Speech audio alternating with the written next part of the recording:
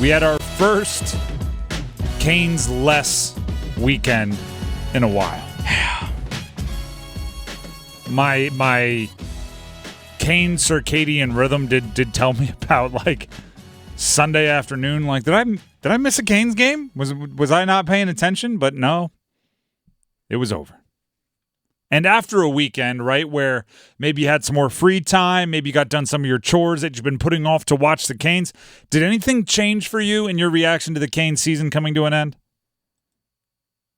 Because I feel the exact same way I felt the moment that clock hit triple zeros. The moment the series was over, I felt a overwhelming lack of something, right? An overwhelming lack of accomplishment or falling short of. And after a weekend, I feel like we've been forced to throw out qualifiers before any conversation about the Hurricanes. Right? Before you want to start in with, with all these guys on expiring contracts, it may take a while or at least a season or two to get back to the point where you're one of the 3 or 4 best teams in the NHL. Before you jump into, the power play in that Rangers game, did XYZ hold you back from a certain amount of success? Before you get into, they need to find a right-handed shot center or a larger body to put in front of the goal. Before you get into those, you have to do the thing. You have to do the thing where you say, this season was fun. The team played hard. I really like Rod Brind'Amour. The Canes are much better now than they were in 2014. A lot of teams out there would love to trade places with the Canes. And then once you say all of that, you can get into the real stuff. Let's just start with the real stuff. No one is suggesting that they trade places with San Jose or Columbus or Anaheim Ducks. Yeah. Or Arizona. But yeah. No one is saying that.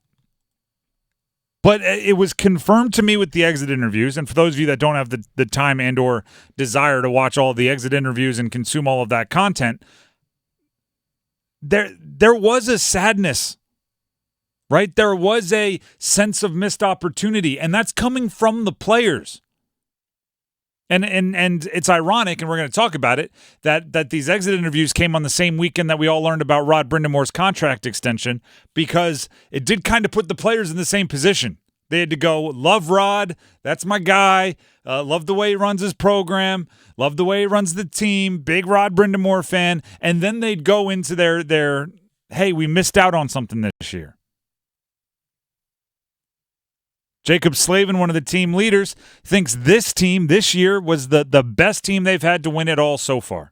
You look at the team we had this year especially, we had all the pieces to get over that hump.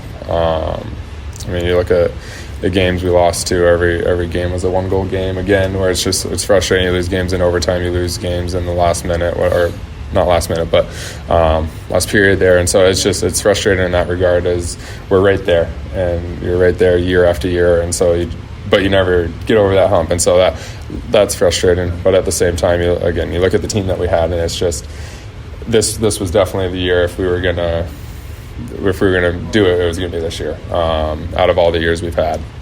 And so I think from that aspect, it's frustrating. That is a well-encapsulated reaction to the season. This was the year out of all of the years we've had to go win it all. If you think that taking that, this was the year, and it not happening is anything other than a cause for potential regrets and sadness, then we just think about things differently, which is fine, right? If you are a perpetual like Dave Canales, if you're somebody that's going to walk in with, oh, how great is it that we lost in the second round, because now we're going to be motivated all off season for next year, and man, I'm fired up, If that's you, that's you. I just don't think that's many of us. Right? There's a sadness. There's a vibe of unfinished business. There's a vibe of we could have been more. Right? What's the movie All Along the Riverfront, Waterfront, something like that? Sure. I could have been a contender. There's a sense of that, right? I could have been a contender. You can't fake that. Right? You have to truly, in order to have that feeling at the end of a season, you have to truly believe that you were better than that. Right? You have to truly believe that your potential was much higher than that. All those teams we talked about, right? Heck, even a team, take one that's kind of close to our circle of influence, the Islanders. The Islanders in their post-game exit press conferences, they couldn't realistically say, like, man, this hurts because this was our year. Right? It wouldn't hit them the same. It wouldn't be authentic. They may have said it, but it wouldn't have come out of their mouth with the same amount of authenticity. In Nashville, hey, we made a great run just to get to the playoffs. That was awesome. Yeah, the reason why the Canes season feels the way it feels now that it's over acknowledges everything that's in the qualifier, right? Every time it's like, well, this team is great. Oh, these guys are awesome. Oh, I'm a big believer in Aho, or oh my goodness, they made the move for Gensel and I love them. Like, all of that is built into the disappointment. It's not independent of the disappointment. I wouldn't be disappointed. I won't be disappointed if the Panthers don't make the playoffs next year. Right? You won't hear me after the game going, they only won 6 after their finale. They only won 6 games this year. Disappointment, huge bust of a season. That's not how it works. But when the Canes lose in the second round and I say bust, or I say it's a disappointment, or I say these things, it's built into the fact that they have the foundation. I like their core. Seth Jarvis is awesome. Sebastian Aho is a complete player. Rod Brind'Amour is a great coach and proven. All of that is built in. It shouldn't need to. We should be close enough friends by now. Right? You go back to like the takes Dennis and I have had, and Dennis goes back longer on this station than I do. But if you go back to the takes we've had in the months leading up to hockey season, we rode the wave. We were there for it all. Right? We were there in the players-only meeting in December. We were there when they turned the corner. We were there when they acquired the guys at the deadline. We were there when we didn't know if Freddie was going to play or not.